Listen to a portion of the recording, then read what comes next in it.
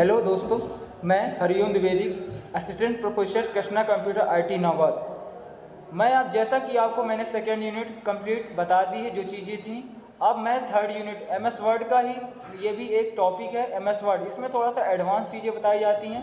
मुझे लगता है कि मैंने शायद टेबल को वहाँ पर सेकेंड यूनिट में नहीं बताया था, तो मैं सॉरी बोलता हूँ। उस चीज़ को मैं दोबारा बताना चाहता हूँ। ये टेबल क्या होता है, जिसमें इंसर्ट के ऑप्शन में आपको टेबल मिल जाता है। टेबल को हम दो तरीके से ड्रॉ कर सकते हैं। टेबल बेसिकली बनाया जाता है अपने डाटा को सिस्टमेटिक करने के लिए। मान लीजिए आपको कोई डाटा दिया गया जिसे एक सिस्टमेटिक तरीके से बनाना है, तो टेबल को आप ड्रॉ कर सकते हैं। या आप टेबल ऑप्शन में इंसर्ट टेबल रहती है, उसमें क्लिक करते ही आपको table number of column, number of row दिया जाता है। उसमें जितना आप नंबर 5 रो और 5 कॉलम चाहिए, तो आपको टेबल में 5 कॉलम और 5 रो का एक टेबल तैयार हो जाता है। तो क्लियर हुआ टेबल कोई ज़्यादा बड़ी चीज़ नहीं थी। आपको दिए गए ऑप्शन के थ्रू आप टेबल को बना सकते थे या ड्रॉ कर सकते थे, या इंसर्ट टेबल की मदद से आप टेबल को ड्रॉ नंबरिंग के थ्रू भी उसे बना सकते थे। ठीक है, क्लियर है। तो अब सेकेंड यूनिट हो कंप्लीट हुआ। यहाँ से थर्ड यूनिट, ये भी एक एमएस वर्ड का एक बेसिक से थोड़ा सा एडवांस होता है, क्योंकि इसमें देखिए हमने होम और इंसर्ट टैब हमने सेकेंड यूनिट में कंप्लीट की है। अब आगे आपका इंसर्ट का ही आगे आपको मिलता है। इसके आगे आप जाएंगे तो आपको हाइपरलिंक मिल जाएगी। इस हाइपरलिंक क्या होता है? हाइपरलिंक होता है, मान लीजिए मैं कोई एक डाटा बनाता हूँ, मुझे आपको किसी के बारे में मैंने बनाया, बहुत सारा डाटा लिखा, और मैं देखा कि मेरे सभी पेज फिल हो गए हैं, मेरे पास कोई जगह नहीं है, और मुझे उसकी इमेज लगाना है। मान लीजिए मैंने किसी कॉलेज या किसी एडवेंचर में जहाँ घूमने गया या चीज़ों, या कहीं मैं किसी भी चीज़ के बारे में पढ़ा, मैंने फाइल यानी डाटा की, उसका डाटा यानी कि उसके बारे में मैंने लिख दिया। अब मुझे उसके बारे में इमेज लगाऊंगा तो चीज़ें और ज़्यादा आप लोगों को क्लियरिटी होगी। तो क्या करूँगा, कोई आप उस पूरे डाटा में भी लगा सकते हैं। हाइपरलिंक मतलब होता है किसी भी डाटा को किसी अन्य डाटा से अटैच करना या जोड़ना। तो मैं क्या करूँगा, कोई एक लाइन में सेलेक्ट करके Ctrl+K की मदद से या हाइपरलिंक ऑप्शन को क्लिक करते ही एक फ़ाइल खुलेगी। अगर मेरी उस इमेज में मैंने फ़ाइल को जो फ़ोटो क्लिक की है, या किसी कॉलेज का मैं पिक्चर लगाना चाहता हूं, तो सर्च करके उस पिक्चर को डाउनलोड करके अपने पीसी या डेस्कटॉप में क्लिक करके उसे लगा दूंगा। जब भी मैं उसे ओपन करूंगा, तो आप जैसे हाइपरलिंक किसी लाइन में लगा दे तो ब्लू हो जाती है, और उसे डबल क्लिक करने के लिए ओपन हाइपरलिंक का ऑप्शन आता है, उसे ओपन करके आप उसे उस इमेज को दे सकते हैं। ये शॉर्ट प्रूफ होता है, ठीक है ना। तो हाइपरलिंक क्लियर हुआ। इसके बाद आगे आप देखेंगे हेडर और फूडर। हेडर और फूडर ये दोनों ऑप्शन क्या होते हैं? हेडर का मतलब होता है जैसे आप हेडर लगाते हैं किसी पेज में या पूरे पेज में लगाना चाहते हैं, तो हेडर का मतलब होता है कि ऊपर आपको हेडर यानी हेड, आपको सीधे समझ में ऊपर, यानी ऊपर आपको कोई आप हेडिंग देना चाहते हैं जिसके बारे में लिखे हैं, उसका टॉपिक लेना चाहते हैं, पेज नंबर लिखना चाहते हैं या डेट लिखना चाहते हैं, आप हेडर का यूज़ करके उस पेज के ऊपर लिख सकते हैं। फूटर होता है नीचे, यानी कि आप वो सेम चीज़, हेडिंग लिखना है, पेज नंबर देना है, डेट लिखना है, आप वो चीज़ ऊपर करना है तो हेडर, और फूटर लगाएंगे तो आप उस चीज़ों को हेडिंग या किसी भी कुछ चीज़ आपको लिखना है तो आप उसे नीचे लिख सकते हो उस पेज के नीचे। तो हेडर और फूटर काम होता है किसी भी चीज़ की हेडिंग देना या उसके बारे में सब्जेक्ट के टॉपिक को लिखना। इसी तरह पेज नंबर ऑप्शन आता है, पेज नंबर आप दे सकते हैं, ठीक है ना। टेक्स्ट बॉक्स आता है, टेक्स्ट बॉक्स का यूज करके आप किसी चीज़ को लिख सकते हैं। आगे जो ऑप्शन आते हैं आप उसे देख के उसमें आप कुछ भी ऐड कर। वर्ड आर्ट आता है, क्विक पार्ट्स आता है, सिंबल आते हैं। सिंबल का यूज इंसर्ट में आपको मिल जाता है। सिंबल यानी कोई भी अगर आपको सिंबल लगाना है तो सिंबल को इंसर्ट कर सकते हैं, तो सिंबल का ऑप्शन यूज कर सकते हैं। क्विक पार्ट्स के द्वारा कोई और कर सकते हैं। तो पेज नंबर हो गया, हेडर फूटर देना, ये आपको इंसर्ट ऑप्शन में मिल जाते हैं। तो क्लियर हुआ इंसर्ट में क्या था। अब देखिए इसमें थर्ड यूनिट में आपकी और क्या चीज़ें रहती हैं। थर्ड यूनिट में आपकी जो चीज़ें रहती हैं, होम इंसर्ट हमने क्लियर किया। इसके आगे हम आते हैं पेज लेआउट। पेज लेआउट में मुख्यतः होता है अपने पेज को कैसे आप डिजाइन बना सकते हैं। पेज लेआउट में जब आते हैं तो पेज को कलर करना, वाटर मार्क लगाना, पिक्चर वाटर मार्क लगाना, अपने पेज को प्रोटेक्ट रखना है, लैंडस्केप रखना है, पेज को क्या कलर देना है, ये चीज़ें आपको पेज में दिखाई जाती हैं। क्लियर हुआ। तो पेज लेआउट में हम ये चीज़ों को आप डिस्कस करेंगे। सबसे पहले पेज लेआउट में आपको थीम्स मिलती हैं। थीम्स का मतलब होता है कि वर्ड की थीम, वर्ड की थीम हो गई, फॉन्ट की थीम हो गई या कलर थीम हो गई। तो आपने पेज में जब आप लिखने तो वर्ड की क्या थीम रखना है, पेज की क्या थीम रखना और कलर की क्या थीम रखना, ये चीज़ें आपको मिल जाती हैं। पेज का मार्जिन कैसे रखना, A4 रखना, A5 रखना है, साइज का पेज का मार्जिन यानी कि आपको कितने रखना है। साइज का होता है A4 A5, और भी लेटर नैरो रखना है, आपको वाइड रखना है, कैसे आपको पेज रखना है ये आपको मिल जाता है। ओरिएंटेशन में मिल जाता है, पेज को लैंडस्केप रखना है, रोटेट रखना, ये चीज़ें आपको मिल जाती हैं पेज लेआउट में। क्लियर। इसके बाद आगे आप रहता है कॉलम, यानी कि पेज को एक कॉलम में, दो कॉलम में, तीन कॉलम में, अपने पेज को कितने कॉलम में आप डिवाइड करना है, आप पेज लेआउट में कॉलम के थ्रू अपने पेज को डिवाइड कर सकते हैं।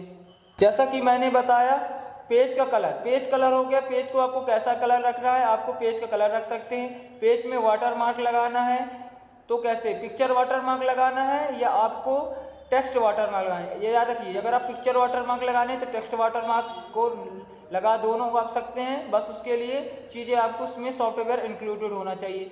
पेज में बॉर्डर के देना है, आपको डिजाइनदार बॉर्डर देना है या आपको सिर्फ नॉर्मल एक बॉर्डर देना, दोनों बॉर्डर रहते हैं तो आप जो भी बॉर्डर देना चाहें वो बॉर्डर को आप दे सकते हैं।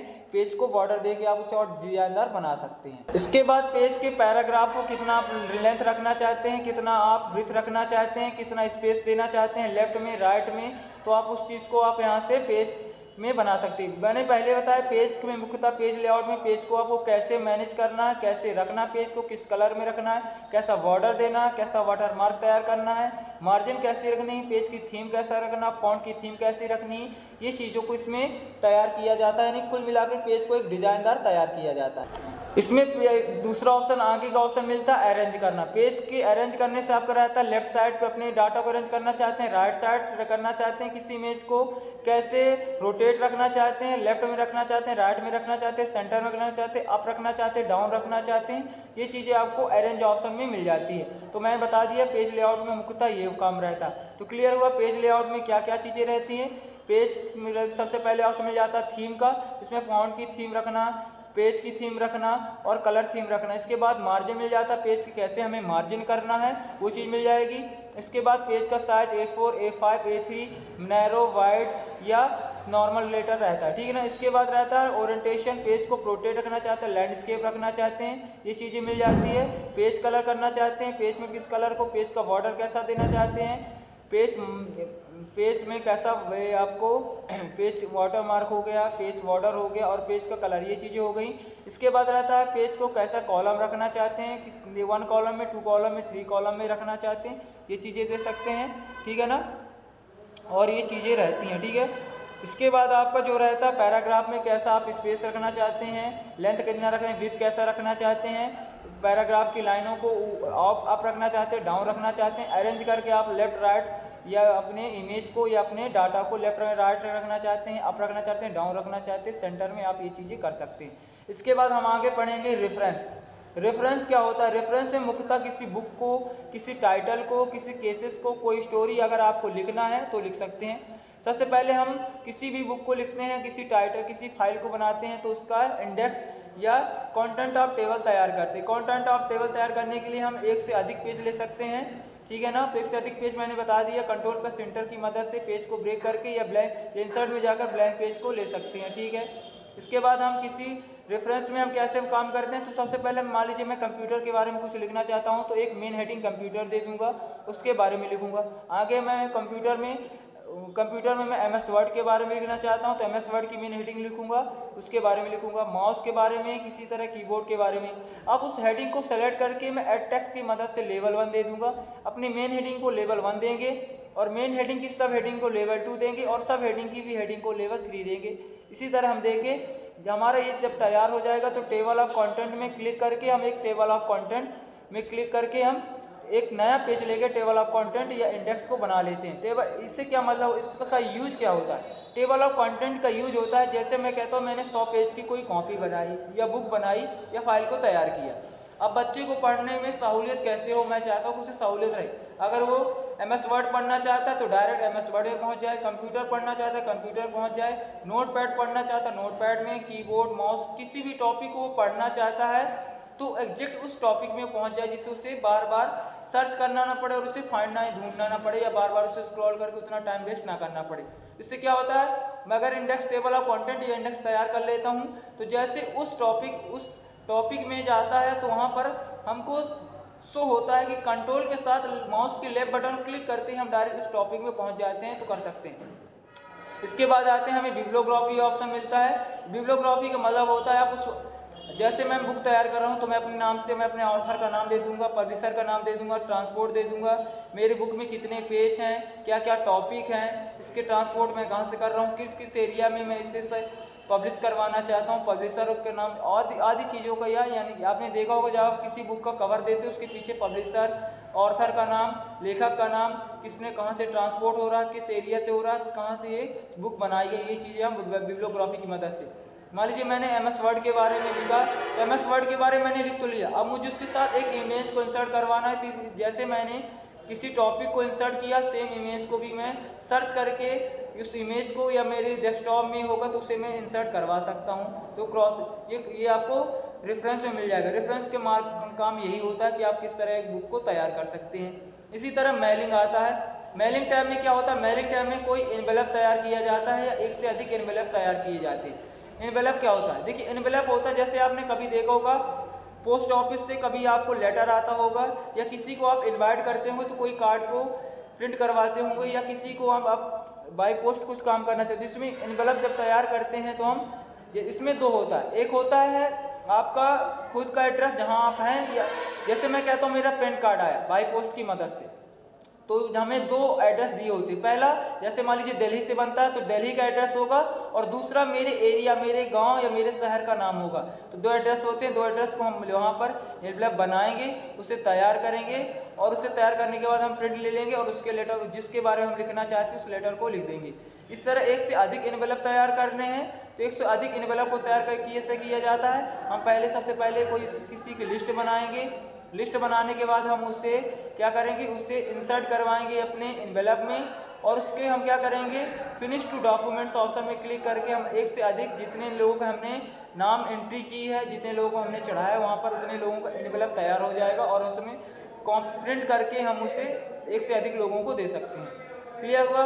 मेलिंग में मुख्यतः काम एक से अधिक लोगों का एनवेलप तैयार करना या लेटर को तैयार करना, ईमेल करना, किसी को आप एक साथ ईमेल कर सकते हैं, लेटर एक साथ आप किसी को भेज सकते हैं, कॉन्टेक्ट में जाके आप उसे डायरेक्ट शेयर कर सकते हैं। आगे आते हैं, रिव्यू होता है। रिव्यू में मुख्यतः हमारा काम होता है स्पेलिंग चेक करना हो गया, थीसिस यानी पर्यायवाची शब्द को ढूंढना हो गया, अपने डॉक्यूमेंट्स को प्रोटेक्ट करना हो गया। ट्रैकिंग का काम होता है, जैसे ट्रैकिंग बहुत अच्छा यूज रहता है इसका। देखिए मैं कहता हूँ कि स्पेलिंग चेक, मान लीजिए आप MS वर्ड में वर्क कर रहे हैं, अगर कोई बाय मिस्टेक आपसे कोई स्पेलिंग मिस्टेक हो रही है, कोई पैराग्राफ में कितनी स्पेलिंग मिस्टेक है तो सेलेक्ट करके आप उस इरर दिए गए स्पेलिंग को आप सही कर सकते हैं। थीसिस की मदद से, थीसिस का मतलब होता है पर्यायवाची, ये एक या एक से अधिक शब्दों को लिखना। जैसे मैं कंप्यूटर पर लिख सकता हूँ, PC लिख सकता हूँ, वर्ड प्रोसेसिंग लिख सकता हूँ या हम लिख सकते हैं डेस्कटॉप, चीज़ें होती हैं। इसके बाद होता है इसमें आगे आप आते हैं कमेंट कर सकते हैं। आप मान लीजिए कोई डाटा बनाते हैं उसमें एक न्यू कमेंट के द्वारा कमेंट कर सकते हैं। इसमें मोस्टली यूज होता है ट्रैकिंग। ट्रैकिंग होता क्या, मान लीजिए कोई मैं डाटा लिखता हूँ, मैं कंप्यूटर लिखता हूँ और कंप्यूटर लिखने के बाद उसमें मैं ट्रैकिंग को चालू कर देता हूँ। जब भी मैं अपने कंप्यूटर में मैं कुछ भी मैं एडिटिंग करूँगा या फॉर्मेटिंग करूँगा तो वो मुझे एक मैसेज या कमेंट के थ्रू बताएगा। जैसे मैं कंप्यूटर लिखा और मैं उसके फॉन्ट को इंक्रीज या बढ़ा रहा हूँ या उसके फॉन्ट के साइज को बड़ा कर रहा हूँ तो बताएगा आपके फॉन्ट को साइज को। मैं पहले मान लीजिए कि मैंने फॉन्ट को 22 नंबर साइज से लिखा और उसके बाद मैं उसे 28 कर दिया तो बताएगा कि फॉन्ट चेंज बाई 20 to 28। इसके बाद मैं उसे फॉन्ट को कलर दे रहा हूँ तो बता देगा फॉन्ट का कलर आपने रेड किया है। मैं उसके बैकग्राउंड को कलर दूंगा तो बताएगा आपने बैकग्राउंड को उसके कलर दिया है। अगर मैं उसमें मैं कहता हूँ मैं उसके किसी भी मैं मान लीजिए उससे किसी स्पेलिंग को हटा रहा हूँ या उसे डिलीट कर रहा हूँ तो बताएगा कि इस चीज़ को उसे डिलीट किया क्या, इसमें ऐड कर रहा हूँ तो बताएगा इस चीज़ को ऐड किया। यानी एनीवन कुछ भी आप करेंगे तो वो ट्रैकिंग के तौर, ट्रैकिंग का मतलब होता है लोकेट, हर एक चीज़ को लोकेट करके आपको कमेंट के थ्रू ये बताते जाएगा आपने इसमें चेंजिंग किया, ये फॉर्मेटिंग किया है तो ट्रैकिंग एक। देखिए उसके आगे ऑप्शन एक होता है प्रोटेक्ट डॉक्यूमेंट्स या प्रोटेक्ट सीट सॉरी नहीं होता, सीट तो एक्सेल में होगा। तो प्रोटेक्ट जो होता है डॉक्यूमेंट्स यानी कि मैं कहता हूँ कि मैंने कोई एक पेपर तैयार किया या एक पेज को मैंने कोई पेपर मान लीजिए तैयार किया और मैंने सभी बच्चों से बोला कि इस पेपर के दिए गए क्वेश्चन को आपको पढ़ना है और उसके मैंने आंसर भी उसी में लिख दिए।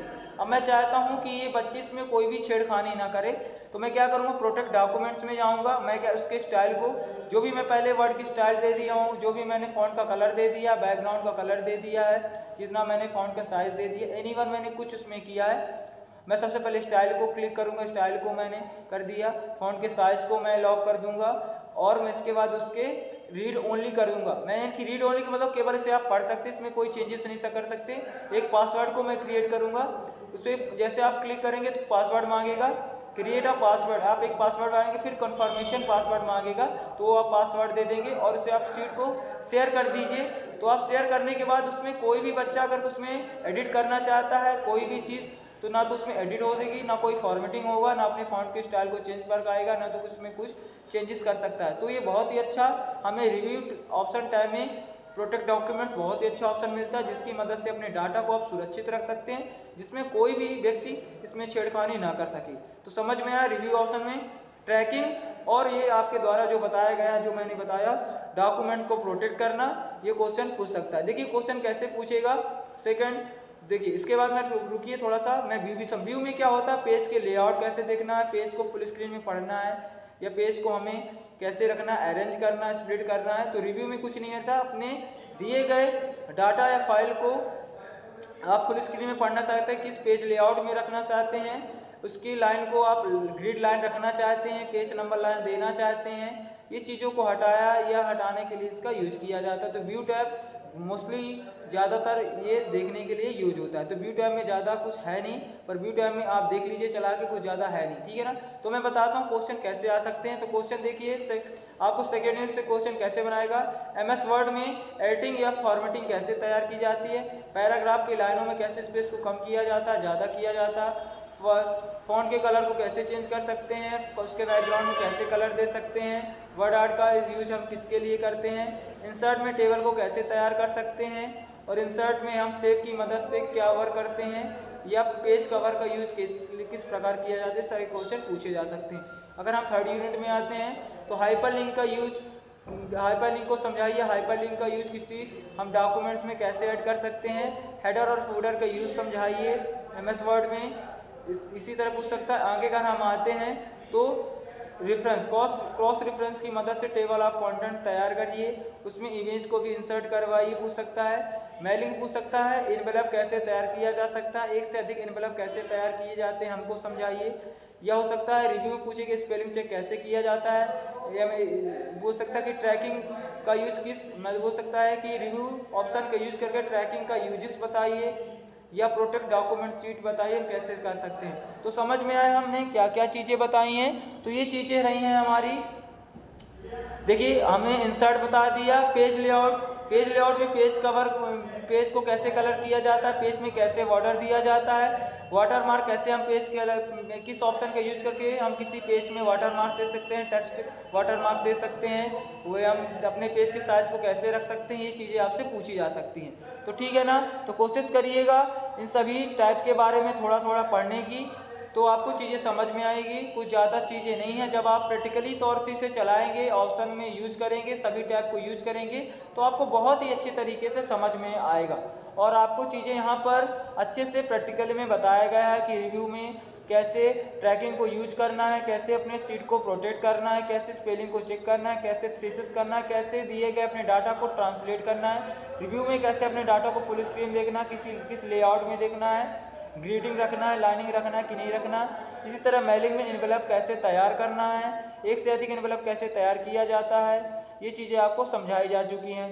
इसी तरह मैं कहूँ क्रॉस रेफरेंस में टेबल ऑफ कंटेंट कैसे तैयार करना है, इसी तरह इसमें इमेज को कैसे इंसर्ट करवाना है, बिब्लियोग्राफी के थ्रू ऑथर की फील्ड कैसे हमें लगाना है, किसी ऑथर का नाम कैसे मेंशन करना है, ये चीज़ें आपको बताई जा चुकी हैं। पेज लेआउट में पेज को कलर कैसे करना है, पेज का साइज क्या रखना है, वर्ड की थीम कैसे रखना है, साइज ओरिएंटेशन पेज रखना है, पेज को प्रोटेक्ट रखना है, ये चीज़ें बताई जा चुकी।